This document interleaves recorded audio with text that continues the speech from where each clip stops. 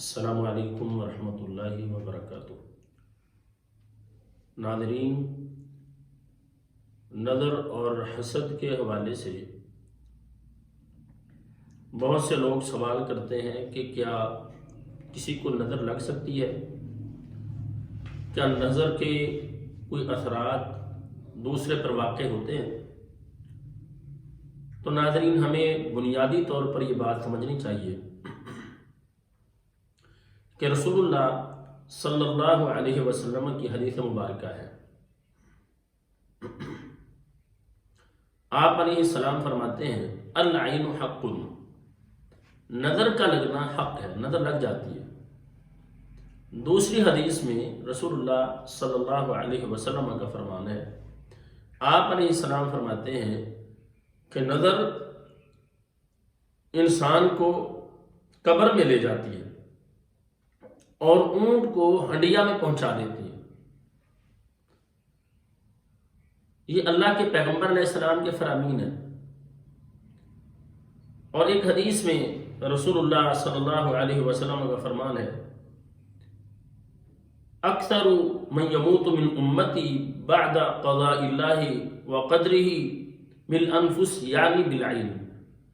آپ فرماتے ہیں اکثریت جو میری امت کی ہے،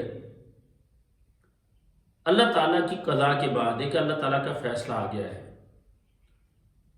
مرنا تو اسی وقت ہے، لیکن اس کے جو اسباب ہوں گے ان اسباب میں سے ایک سبب بڑا یہ ہوگا کہ وہ نظر کی وجہ سے لوگ فوت ہوں گے، ان کی اموات نظر کی وجہ سے ہوں گی۔ اب ناظرین، سمجھنا یہ ہے، نظر اور حسد، پہلے تو ہمیں یہ سمجھنا چاہیے اس میں فرق کیا ہے، یا دونوں ایک ہی چیز کے نام ہیں؟ دیکھیے، ہر نظر حسد والی نہیں ہوتی۔ جس کی بھی نظر لگے، یہ قاعدہ ہے کہ جس کی نظر لگتی ہے وہ حاسد ہونا ضروری نہیں ہے، لیکن جس کا جو حاسد ہوتا ہے، جس کا حسد ہوتا ہے، جو حسد کرنے والا ہے، اس کی نظر ضرور لگتی ہے۔ یہ بڑی سمجھنے والی بات ہے، کیونکہ والدین کی اپنے بچوں کو نظر لگ جاتی ہے، لیکن والدین حاسد نہیں ہوتے۔ بھائی کی بھائی کو نظر لگ جاتی ہے، ضروری نہیں کہ وہ حاسد ہو، لیکن جو حسد کرنے والا ہے اس کی نظر لگتی ہے، اور وہ نظر بہت زیادہ خطرناک ہوتی ہے۔ اور پھر حاسد کی صرف نظر پر معاملہ ختم نہیں ہوتا، بلکہ اس سے آگے جادو اور پھر یہ سارے سلسلے جو آج ہمارے معاشرے کو گھیرے ہوئے ہیں، حاسد لوگ اس طرف چل پڑتے ہیں کیونکہ وہ اللہ کی تقسیم پر راضی نہیں ہوتے کہ جو اللہ نے مجھے دیا ہوا ہے یہ بہت ہے، جو اللہ نے میرے پاس رکھا ہوا ہے، جو مجھے دیا ہوا ہے، یہ میرے لیے اللہ تعالیٰ کا فیصلہ تھا، مجھے اس پر راضی رہنا چاہیے۔ حاسد شخص اللہ تعالیٰ پر راضی نہیں ہوتا کہ اللہ تعالیٰ کے دیے پر وہ راضی ہو۔ تو ناظرین، جس کو نظر لگ جاتی ہے اس کے لیے کیا کرنا چاہیے؟ رسول اللہ صلی اللہ علیہ وسلم کا دور ہے، آپ علیہ السلام دنیا میں موجود ہیں، آپ علیہ السلام کی موجودگی میں ایک شخص کو نظر لگ جاتی ہے، جیسا کہ حدیث میں حضرت سہل رضی اللہ تعالی عنہ نہا رہے تھے، عامر بن ربیعہ رضی اللہ تعالی عنہ یہ بھی صحابی رسول ہیں، انہوں نے آ کے دیکھا تو حضرت سہل رضی اللہ عنہ کا جسم بڑا ہی خوبصورت تھا، ماشاء اللہ کہنے کی بجائے، بارک اللہ کہنے کی بجائے اتنا کہہ دیا، دیکھو کتنا اچھا خوبصورت جسم ہے اس کا، اتنا کہا اور وہ چلے گئے۔ صحابہ کرام رضوان اللہ علیہم اجمعین نے دیکھا کہ حضرت سہل رضی اللہ تعالی عنہ بے ہوش ہو کر گر گئے۔ صحابہ نے حضرت سہل رضی اللہ عنہ کو اٹھایا اور نبی مکرم صلی اللہ علیہ وسلم کے پاس لے آئے، تو آپ علیہ السلام نے فرمایا، تم کیا کہتے ہو کہ اس کے ساتھ یہ جو معاملہ ہے اس کا سبب کیا ہے؟ تو صحابہ کرام نے بتایا اللہ کے نبی اس طرح سے یہ نہا رہے تھے اور عامر بن ربیعہ رضی اللہ تعالیٰ عنہ آئے تھے اور انہوں نے آ کر اس طرح سے الفاظ کہے تھے کہ یہ بڑا خوبصورت بدن والا ہے۔ آپ علیہ السلام نے عامر بن ربیعہ رضی اللہ عنہ کو بلایا اور بلا کے آپ نے ڈانٹا اور آپ نے فرمایا کہ تم اپنے بھائی کو قتل کرتے ہو، جب تجھے کوئی چیز اچھی لگی تھی، اس کا بدن تجھے اچھا لگے تھا، تو نے اس کے لیے برکت کی دعا کیوں نہیں کی؟ تجھے چاہیے تھا تو برکت کی دعا کرتا۔ تو جب ہم کسی کو دیکھیں کوئی اچھی چیز لگتی ہے، کسی کا مکان، کسی کی گاڑی، کسی کا ذہین بچہ، پڑھنے والا بچہ، ہمیں پتہ چلتا ہے ہمیں برکت کی دعا دینی چاہیے، ماشاءاللہ کہنا چاہیے، بارک اللہ کہنا چاہیے، دعا دینی چاہیے۔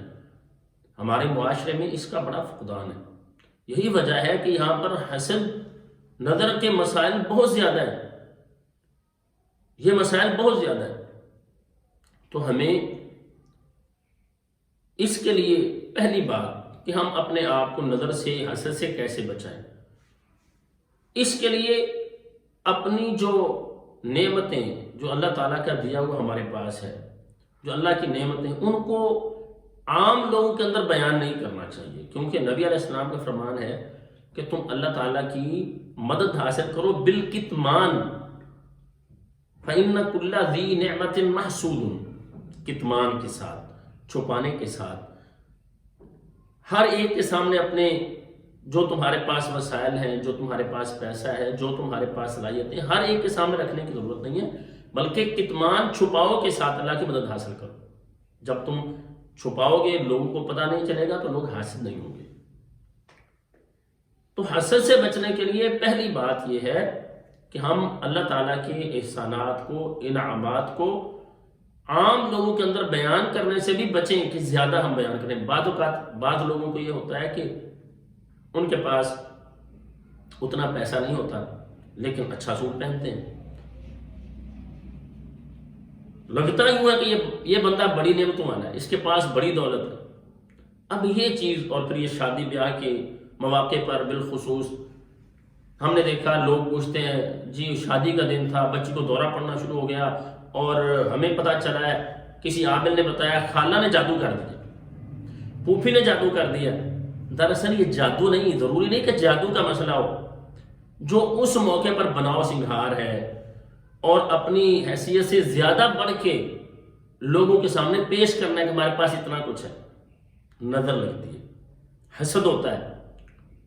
تو ہمیں اس سے بچنے کے لیے سب سے پہلی چیز یہ ہے کہ ہم جو کچھ ہمارے پاس ہے لوگوں کے سامنے اس کو بیان نہ کریں، ہر ایک کے سامنے۔ ہاں جو میرا خیر خواہ ہے، میں سمجھتا ہوں وہ مجھ سے زیادہ محبت کرنے والا ہے، والدین ہیں، دوست ہیں، بھائی ہیں، جن پر مجھے زیادہ اعتماد ہے، ان کے سامنے اپنی نعمتوں کو بیان کرو، ہر ایک کے سامنے بیان نہ کرو۔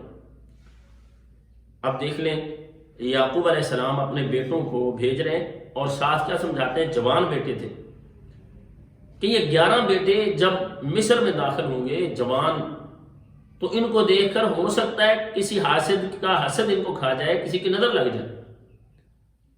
تو اب اس کو چھپانے کا کہ یہ 11 بھائی ہیں، طریقہ کیا اختیار کیا کہ آپ مختلف دروازوں سے داخل ہونا، کسی کو پتہ نہ چلے کہ تم بھائی ہو، تم بھائی ہو، تو یہ لوگوں کو پتہ نہ چلے۔ یہ بھی ایک چھپانے کا طریقہ تھا کہ جب تمہیں اکٹھا لوگ دیکھیں گے تو نظر لگ سکتی ہے۔ یا بنی لا تدخلوا من باب واحد وادخلوا من ابواب متفرقہ، اور آگے فرماتے ہیں میں اللہ تعالیٰ کی طرف سے اگر کوئی فیصلہ آنے والا ہے میں تمہیں اس سے بچا نہیں سکتا، میں اللہ پر توکل کرتا ہوں۔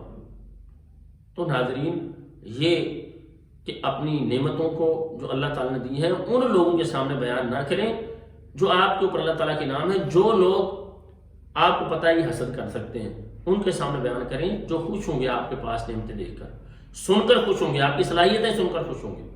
سب سے پہلی بات یہ۔ اور دوسرے نمبر پر دعا، جو نبی علیہ السلام نے دعائیں سکھائی ان کا اہتمام کریں۔ اللہ کے نبی علیہ السلام حسنین رضی اللہ عنہما کو جو دم کرتے تھے وہ دم کیا کریں، اپنے بچوں کو بھی۔ عموماً یہ ہوتا ہے ہمارے بچے ضدی ہو جاتے ہیں، پڑھنے والا بچہ تھا اسکول جانے سے انکار کر دیتا ہے، اچھا خاصا پڑھ رہا تھا، اب وہ بک اٹھاتا ہے، کتاب اٹھاتا ہے، کہتا ہے سر میں درد شروع ہو جاتی ہے۔ تو نبی علیہ السلام جو دم کرتے تھے، بسم اللہ بسم اللہ بسم اللہ، اعیذک بکلمات اللہ التامہ من کل شیطان وہامہ ومن کل عین لامہ، یہ دعائیں ہمیں اپنے بچوں پر دم کرنے چاہیے۔ سورۃ الفاتحہ ہے، آیت الکرسی ہے، معوذتین ہے، کیونکہ معوذتین کے اندر بھی یہ حاسد کی حسد سے بچنے کے لیے اللہ تعالیٰ سے پناہ مانگی گئی۔